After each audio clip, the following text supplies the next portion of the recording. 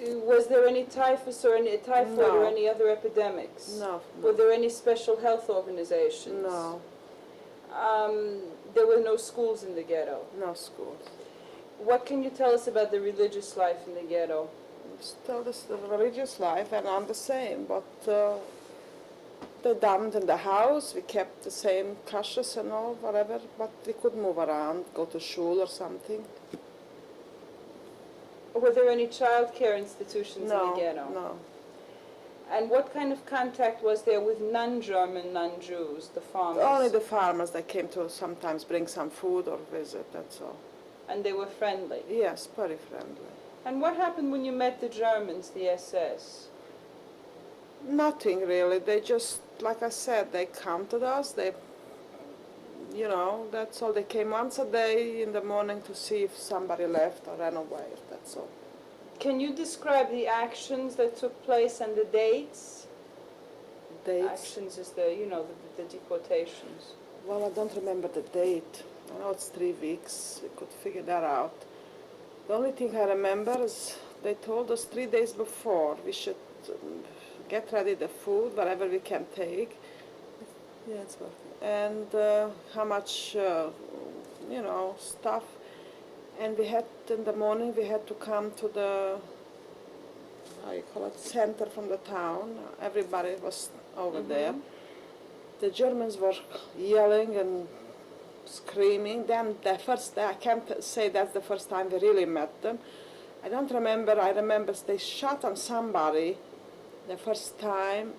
Something was going on. A woman was screaming and crying. Everybody was screaming, and then we just stayed for a while, and then we started walking to the trains to a different town. That's all. I saw them, and they were walking with us. But it wasn't really the Germans that were walking. It was the Hungarian police that took us to the trains. Most of them. Very sadly. It's the interesting part is that you could see one German. The Hungarian police did the dirty work mostly. And that was enough to know that one Gestapo, one whatever was around, everybody was terrified. It's the Hungarians that took us every place. And did you realize that it was the intent of the Germans to kill all the Jews? No, we didn't. I guess we didn't want to realize. We figured they'd taken us, they said all the time that that was the, but everybody knew that. They'd taken us to labor in Germany, to camp someplace, but not to kill us. You never tried to escape? No. Do you know anybody that did? No. Yes, well, in Auschwitz I know somebody, but not in Birkenau. You probably heard the story. Of the runner, Mala? What's her name? There was a young girl, Mala, who tried to escape. Her name was Mala Zimmerbaum. She was a Blokova. She was a Lauferin. Not that one. There was a Blokova. She was supposed to have a, they said she had a boyfriend, a German, Naaser. Is that the one girl?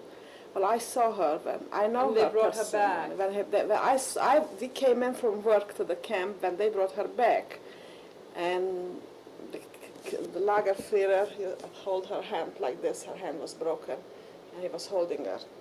It was the afternoon, like now, and she was yelling, "Kinder, don't give up.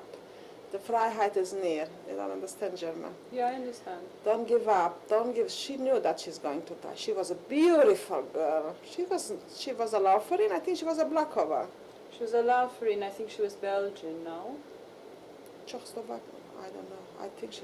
There are a lot of different stories about her that got mixed up. But as far as I know, she's a Belgian Lauferin, and she had a boyfriend, and they both tried to escape together. They did. And they brought both Somebody of them saw back. them.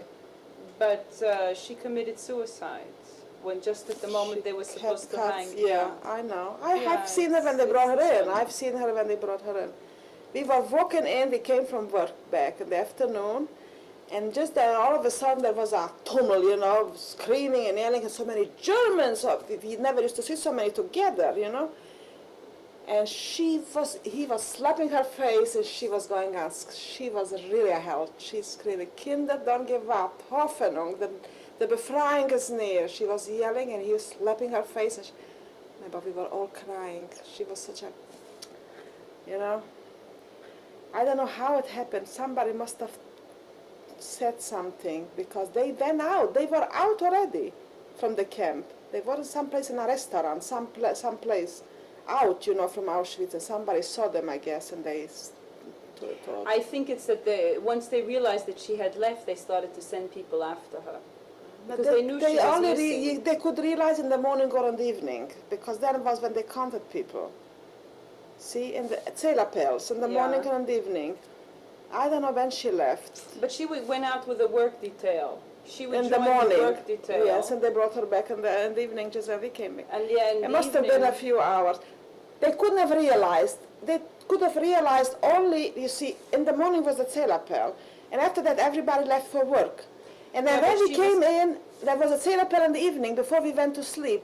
And she came and they brought her in, then we came in back. There was no Zählerpel yet. Somebody No, but she was working for a block over, whose Yeah. name I don't remember. It might have Yeah. been Magda. And what probably happened was that Magda noticed she wasn't there anymore, so they started to send the police for her. I know, I heard from somebody. Over there we heard the story, and of course every place, even there, they made all kind of stories. I think she was a block over herself, and somebody told on her. That's what happened. They went straight where they were. They knew their plans, which I don't believe they told to everybody. I got don't news for think you. so. There was lots of them had boyfriends over there, Germans. Oh, her boyfriend was another prisoner. No, yes, But he that was I know. also, he was either a block over or He something was a else. German SS. She couldn't have gone out with no prisoner. The way the story goes, it was a prisoner. Unless he got dressed up like... No, they got dressed up like something else altogether. That's the but, first time I hear he was a prisoner. He was a German SS. She could have never done... Oh, there were supposed to be some men that ran away, but a prisoner. He was a prisoner, but with a very good job. He was a prisoner in a good commando. Someplace maybe in a... Yeah. He was, so his, he had some of his hair and all of that. He was a privileged, But he was a prisoner. well, there were lots of them. They were, yeah. I knew that he was an SS. That's how we heard the story. Yeah, but stories get... That was the story then right away. See? The way I heard it, I also have somebody who was in Auschwitz who saw her. Yeah, The way I remember heard it when was they that brought she was her a back. prisoner, that they were both prisoners. Maybe, I'm not, but it's surprising because we all knew that she went with But you didn't hear about any escape from the ghetto? from the ghetto, no. Nobody tried to run away? No, Was there any kind of an underworld in the ghetto? no. No.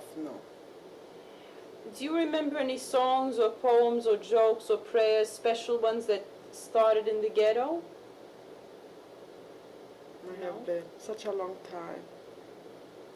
Did you move from one ghetto to another, or you were just in No, that's the one again. That's the only one. Bells, I remember the song Bells, that was new by us. I don't know that it come from Poland, Masztetele Bells, There was lots of songs that they made up, in the whatever we were singing as children, it came from one place to the other. I just don't remember really But were there any special ones from your ghetto? No. No.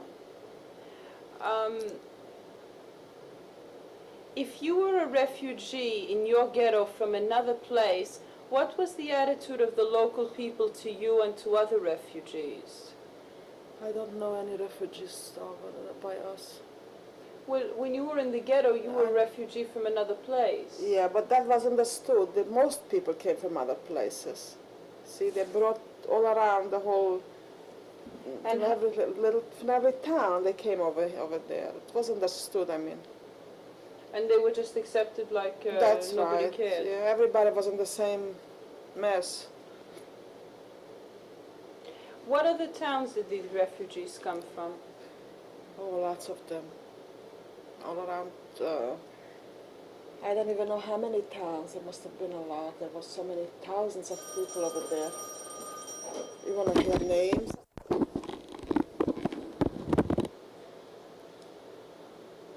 Yeah, do you remember where the refugees came from, the names of the towns? Oh, well, there was Salish, there was Joid, Kechne. That's such, all the names you want to know? Let me see, it started from our time because we were on the Seychelles, Solisht, Joid, Kechnia, Razavlia, Stramtera, Barsamev. I don't remember. Maybe they have in some other towns, I don't remember. No. Were there any youth movements or party organizations in your ghetto? No. And you don't know anything about a resistance movement in the ghetto? I don't know nothing. Very decent. We didn't have anything to do with it because we got our food from the, they made the kitchens over there. And of course the Jews lived separate. Everybody went with his own, But like this, if you meet them or anything, they were very decent because I heard stories from other places that they were, making trouble and all, but not where I was. They were very nice. Oh, but that's true. They were the prisoners. These are the Russian prisoners that were in the They were US. happy. Yeah, they were in Auschwitz and all over. They got liberated, thousands and thousands of them. They were very decent. That's all I know about Russians. I haven't. And you don't know anything about any Russian doctors who were in Bergen-Belsen at the end? No. No.